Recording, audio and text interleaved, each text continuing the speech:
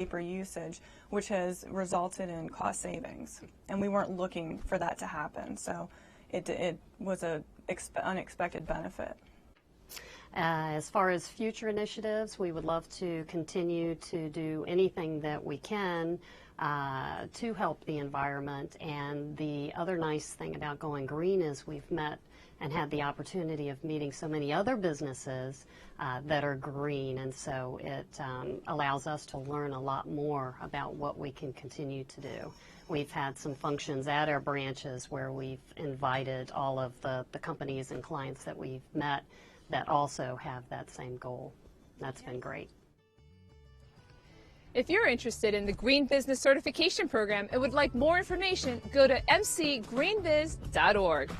Well, that's our show. I'd like to thank you for tuning in.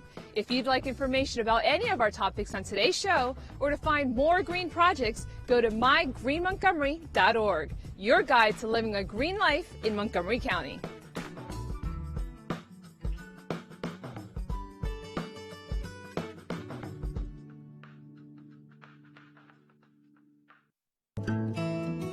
You may have already heard that Pepco and soon BG&E will be installing new meters called smart meters for all customers in Maryland. Pepco has recently begun installations in Montgomery County, and they'll continue through 2012. You will receive information from your utility before they exchange your meter, which you should review carefully. This information helps explain the features of the new smart meters and when those features will be available.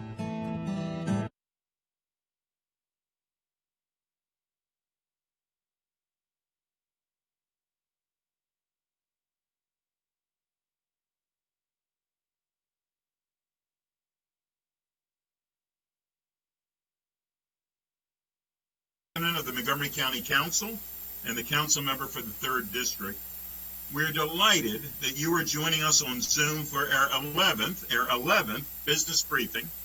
The purpose of these briefings are to help local businesses, nonprofits, and arts organizations navigate through our new economic reality. I'm pleased today to be joined by two outstanding leaders of Montgomery County, Carmen Larson, who's the chair of the Hispanic Chamber of Commerce, and Janice Freeman, the CEO of the African American Chamber of Commerce.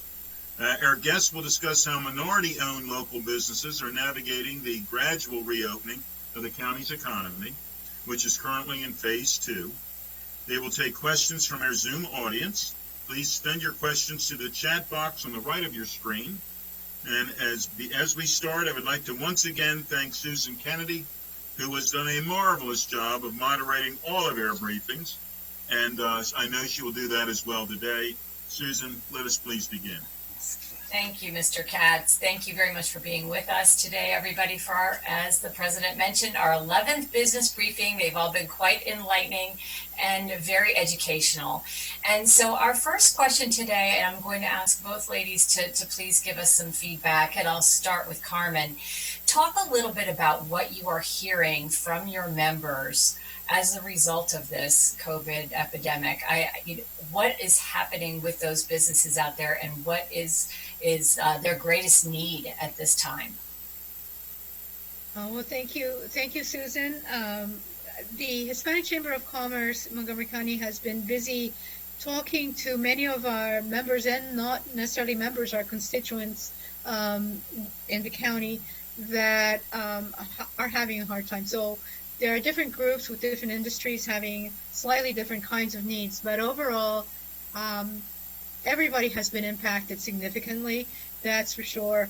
And it also has been awakening for people whose business didn't necessarily depend a lot on technology, that they knew that using technology was going to be helpful, to suddenly it's not just helpful, but it's absolutely necessary. So definitely we've had a very strong hit, which I think we're going to feel in the economy.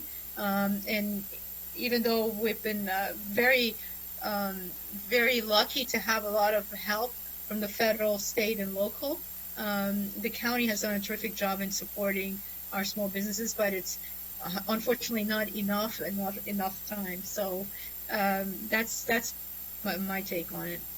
Okay, thank you.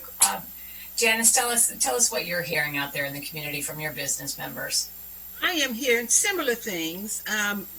Most of it varies, but I will say that a number of people, in the beginning, it was just a shock, what's happening and what are you going to do and where do you go from here?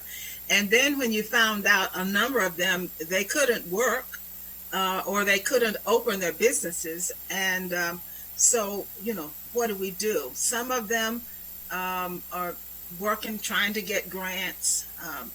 Some have been able, but some others have not. I have heard from people who are having problems just staying in, even though they may be remote, they still have a business place. And so they are having to try to deal with the landlord. And even though we've gotten these messages that certain things are supposed to happen as far as the landlords working with you, some of them are not working with the tenants. So the tenants become a little upset and unnerved because they want to be at their business place. And so I'm working with that. Some of the tenants businesses that I'm working with are having, some of the people are a little not feeling safe about coming back. So we're having to work on that to make sure that you do all the things that you're supposed to do. And the other thing that I'm hearing, those that are coming back and the businesses are open partially, they really aren't making enough money to maintain the businesses. So in a long run, I don't know in some of those cases just how that's going to pan out, because they're cut back so much. Well, and we've seen that as well. I mean, in the county in general, that the exact topics you're talking about. In many cases, a landlord, and they have to protect their interest too. They have to pay a mortgage. I mean, it's not like they don't have expenses as well. But if they could, I mean, the courts have been closed and whatnot. But if they got that tenant out of there's not anybody standing in line necessarily to lease it. So it's a false economy on that. And when you lease a building, you have to rehab it, you have to paint it, you have to do whatever is necessary. So there's an expense involved with that. And many times you get free rent to attract a tenant. So in many cases, it's to everyone's benefit to sit down and say, look, nobody's happy here, but we got to work together. And of course, certain industries have been harder hit than others. But, I mean, everybody's been hit, but certain industries have been harder hit than others. And because of both of the chambers, you deal with a variety of businesses. Do you know of any business that has actually, not that I would say have done well because of this crisis, but has there been businesses that have done okay because of the crisis? I've had a few that's done okay. I have a few that didn't really shut down. They cut back, but they didn't really shut down. So they are doing okay. One person I talked to a couple of days ago I think they had 2 locations. They opened one. And so they're hoping that they'll be able to open another one So those that have contracts, those are the ones that they can work remote and they're still doing what they need to do to satisfy the contract. But a lot of the people I work with aren't on those contracts. Right. We have a question. Go ahead. Yeah. So in the in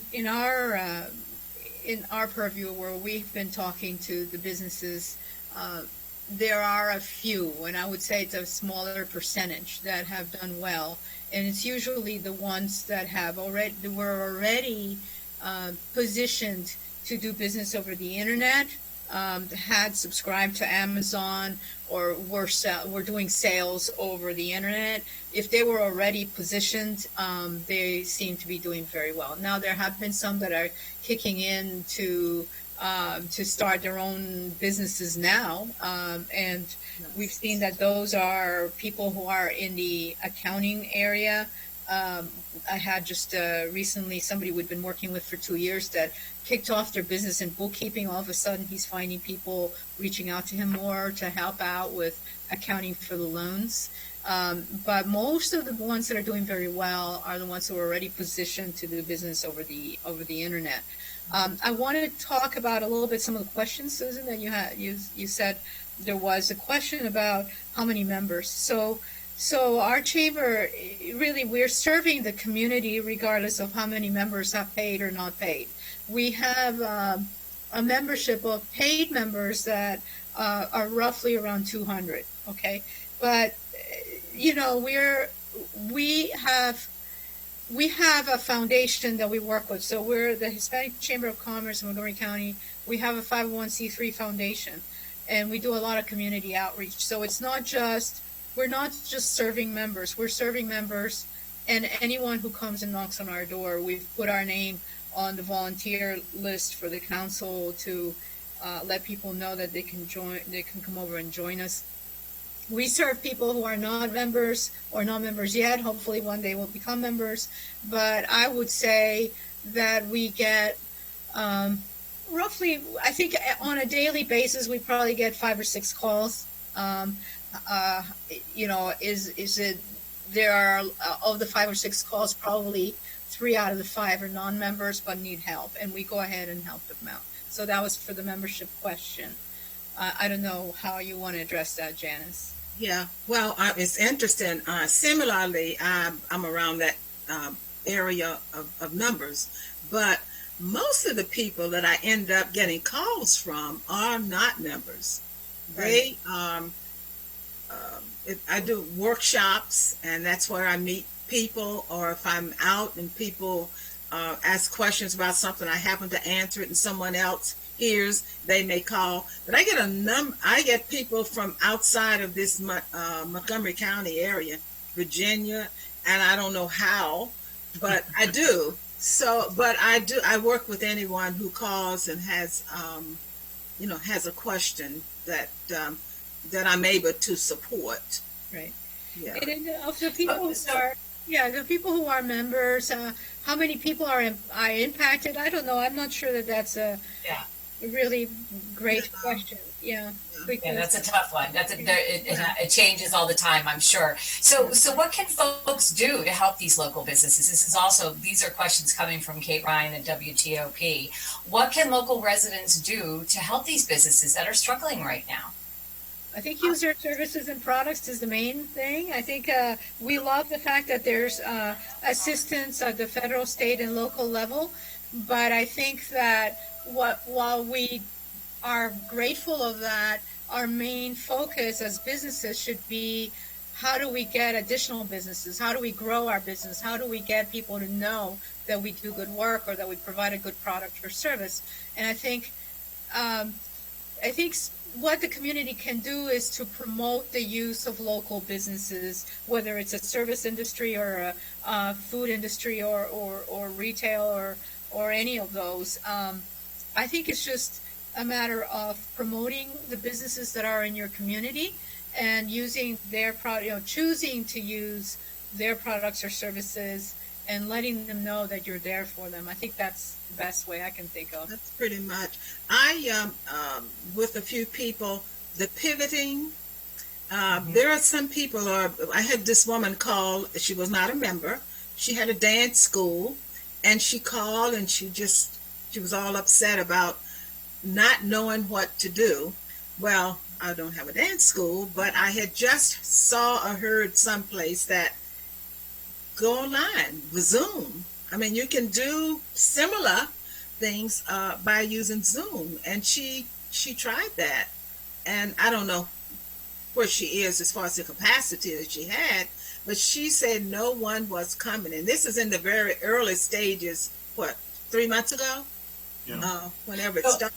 Yeah, so a lot of folks are just looking for advice and learning how to think outside of the box, I think, through this whole thing. And know-how. So a lot of people, like Susan, Carmen was saying, if you're not a techie, if you haven't been using technology, even if you think outside, you might not know how to follow through. Well, and even if you do know how, it changes. I mean, I live on Zoom every day, but then you have if something freezes, I mean, there's always an issue yes. with technology, and so there's always that problem. And the other thing I want to touch on is, and you're absolutely right, of course, that businesses need business. I mean, but the government and really the federal, state, and local have all tried to do grants. There's never nearly enough money, but grants, and the federal government, I mean, we all have some issues when we talk about the federal government, but they did provide substantial sums to Montgomery County and other areas to be able to help people for this crisis, for the CARES money. They sent $183 million to Montgomery County, and hopefully they'll see their way to send some more, because we certainly have spent it. But the grants really is almost just this way of a bridge loan. A grant is what we are using to keep somebody in business until they can really get back in business. Exactly. And that's, I mean, some of these seminars, briefings that we've had nonprofits and arts groups, and they're thinking and looking at whether or not they can come back with a third of the audience, because they have to have the social distancing, and everybody wants everybody to be safe. They have to be safe. But if you could exist off a third of your gate, off a third of your audience, you didn't need help before. I mean, because I'm in 2/3 were making you money. Well, that wasn't the case with them either. I mean, so it's a very tough situation. It is tough. And one other thing that we haven't talked about is ties in. I'm actually getting calls from people who we talked about the commercial side, but there are people on the residential side, Absolutely. and they're having problems paying mortgage. And so I called today to talk about this money that the governor has. There's on the 20th. So there are a number of state cities, but Montgomery County isn't listed. And I called and they said, well, don't worry, it will be. But I found out that that's only for landlords that have multifamily housing and that you've gotten money from them. So if you haven't gotten money from them, it's just not clear, and it's not going to help you. But there's another loan that she talked about is for renters, that they have to understand and clearly know how to write a hardship letter to let them know why they need the funds. So there's a lot of know-how that people don't know. So do you provide that assistance, Janice? Do you help them work through that process and get that letter written? Well, I can. Yeah, I can. That's the type of assistance that you can provide as a chamber to these folks who are struggling. Let's just say that the county council, along with the county executive, are coming up with $20 million for rental assistance. That should be next week that passes. I should never predict anything that we do, but I can predict that's going to be a 9-0. Excuse me? Is that for anyone? Or do you have? Well, there again, there's some limitations. I mean, it's not like, but it's Montgomery County's money, that the CARES money that Montgomery County would be just for Montgomery County residents. Right. And as I say, there's got to be some limitations in how much it'll be, and the county executive side will be the ones to actually get the money to the people, hopefully as quickly as they can. But we know that if we don't do something, we're going to have all sorts of people lose their homes or rent, can't rent their homes. That's right. And therefore you have a homeless population, and it's a snowball effect that's going to be devastating to our community. So right. You're much better off spending $20 million up front, keeping people as safe as they in the same place that they are living as best we all can, than to have any of the other problems. Right. So I wanted to get back, if I may, and I'm definitely on the Affordable Housing Commission, but anyhow, because I think it's important. But I want to get back to business, if you don't mind. Sure. And what I would like to suggest is that it's important, I think, for our businesses to know that they can move forward and that they have a way to move forward. And you're not going to be able to do it very easily without a bigger investment in technology. And for that, I think what can you and the local government do to help that? And I think it's to have programs. I know we're all kind of sort of knee-jerk reaction, emergency, but I think we need to take a look at a longer-term investment in infrastructure and technology, the ability for people to come up to speed faster in technology. And I think this is going to be impacting not just businesses, but also the educational system and the ability for people to gain skills, because people are going to have better skills in technology as well. So what can the county do? What can the state do? I think it's investing smartly in technology. We need bigger broadband capacity, so that you don't have those times where your Zoom freezes. You need to be able to download files better, because now you're not going to be able to exchange documents as easily. The whole issue of 5G needs to be considered. I know there's this whole China deal and all that stuff, but I think we need to see how we can move better to 5G technology. Our chamber is very serious about taking a hard look at that, and we have a group that's looking specifically to that. Being able to have people have internet. Many people can't afford to have internet at home. Maybe there has to be some kind of a public program to make sure that the citizens of this county have more affordable access to internet, because of the ones who are not capable of sustaining that thing. So there has to be some program to make sure that everybody has access to internet and can at an affordable rate. And not just any, because I know the internet companies sell you a plan, and it's just so very limited. So if you have school kids and are getting on the internet, they can't operate with that. So the minimum plan on internet is not sufficient now. It has to be a little bit higher, and that costs more money. So I think that if I were to say what can get us back on our feet better, is better infrastructure, better telecommunications infrastructure, better access to both broadband and cellular throughout the county, and bigger capacities. I think long are the days, we saw not too long ago, a year and a half ago or 2 years ago, where the county council were saying, well, who needs to download the movies? Is that just what you want? No, now it's for real. Now it's really, we need this. We need to have better technology to not just have Zooms, but have more interactive. So that's technologies that's out there, but we're not using it. Zoom is easy. We can just go and get it, and it's kind of affordable, but it's not sufficient. So you can't grab people, as a business, you can't grab people's attention for very long on a Zoom, because people get tired.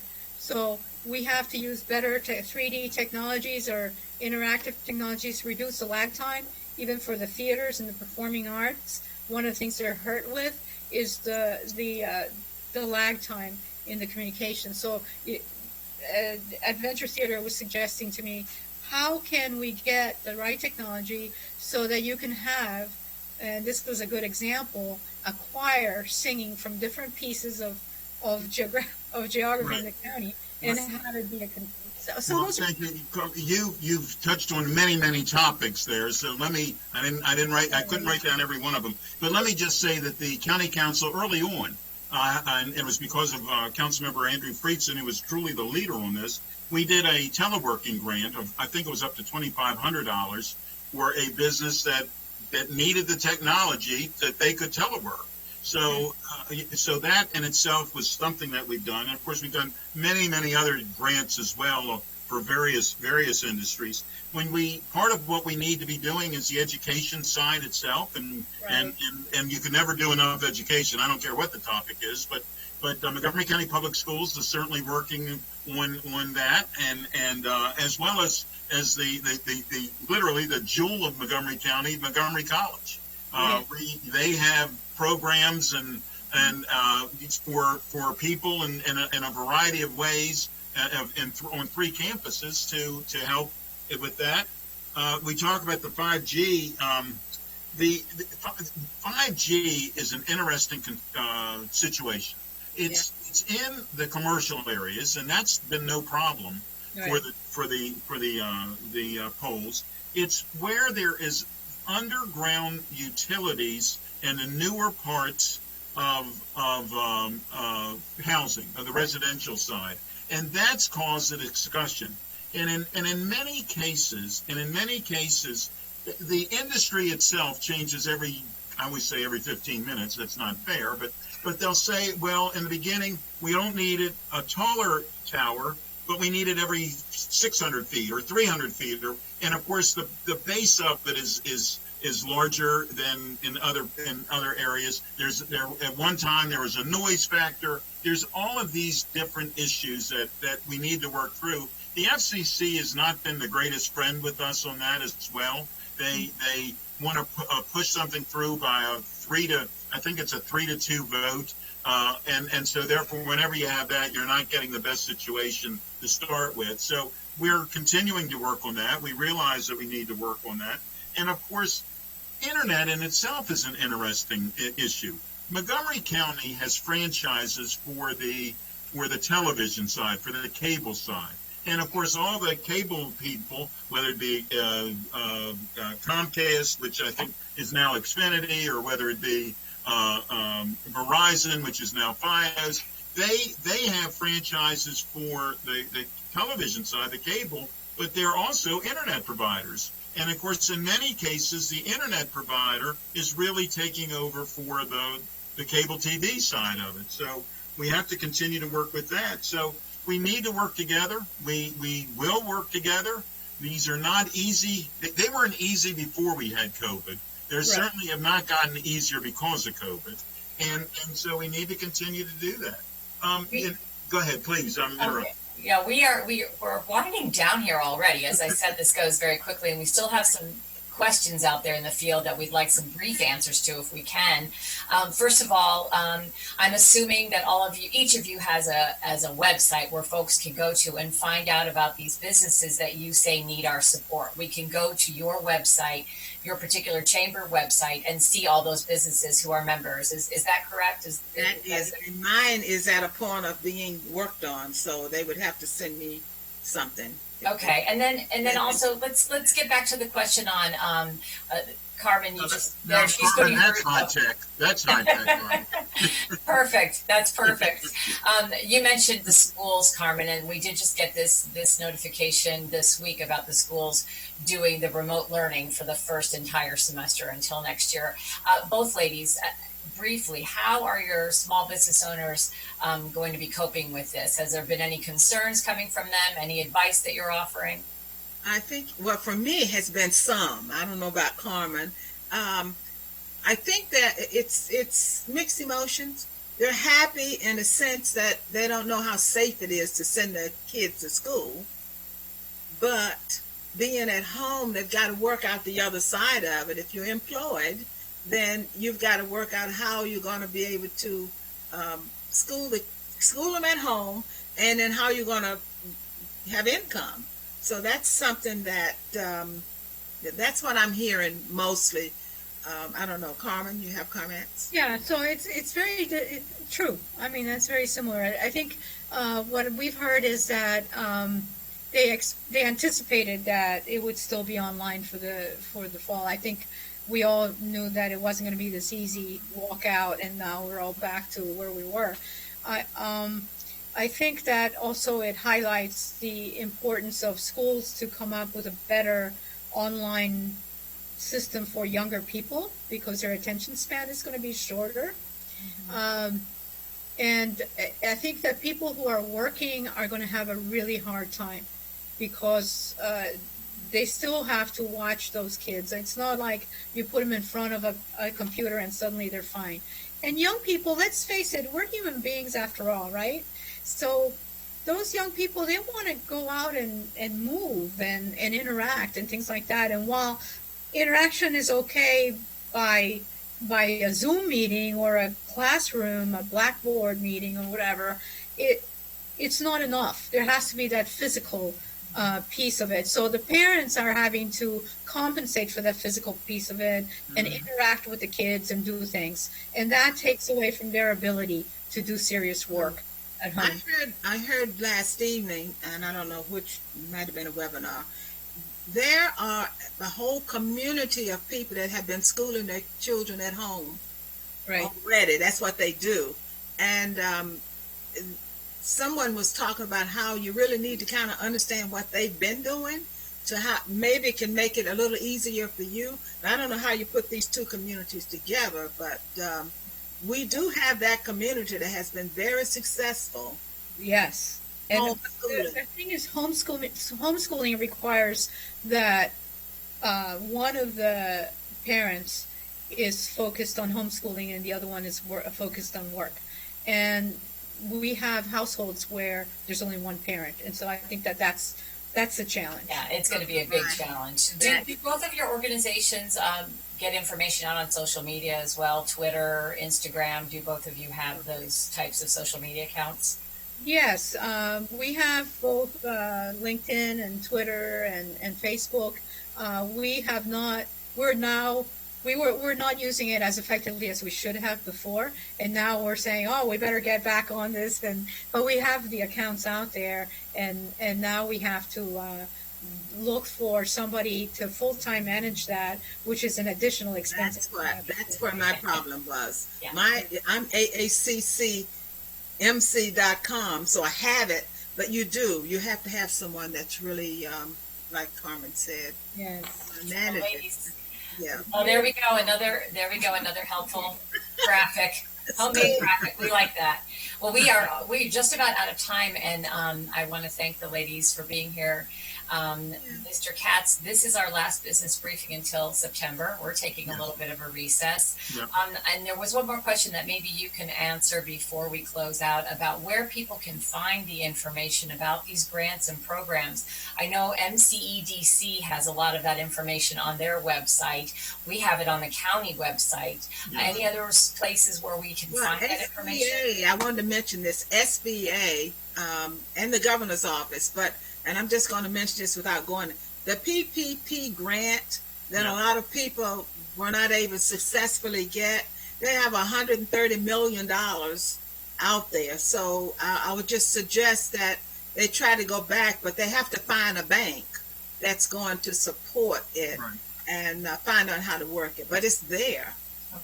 Well, and of course, $130 million sounds like a lot of money until you're talking about spending it and how fast it goes. I mean, you're talking about a whole state. I mean, it doesn't last long. But to answer your question, Susan, if they can't find the information in the other websites that you're looking at, once they Google it and everybody's throwing their hands up, just contact my office and we'll sort through it and give you the best information that we can try to link you up with.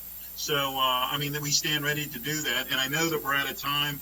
Thank you, ladies, very, very much for being here. And we always say this half an hour goes pretty fast, and it sure does. It went in a hurry, but thank you both. And I obviously want to thank Susan for her help, as always, on these events. But I wanted to take a half a second and thank people from my office, Lori Edberg, who puts these together, Kevin Mack, who puts these together, Lisa Mandel-Trupp, who's my chief of staff. They do a lot of work every day, and I sincerely appreciate it, and I don't always remember to say thank you publicly to them. So I thank you all for everything you're doing for all of us, and especially Montgomery County. Thank you. Thank you. Tune in September. We'll be back. Yeah, right. Okay, See you in September. Thank you very much. Have a good day. Bye. All right. Bye-bye. Bye-bye. Our commitment here in Montgomery County. Council members were joined by members of the Sierra Club, Coalition for Smarter Growth, and the Friends of Forest Glen. I'm extremely excited about Councilmember Reamer's proposed legislation. All who support this project and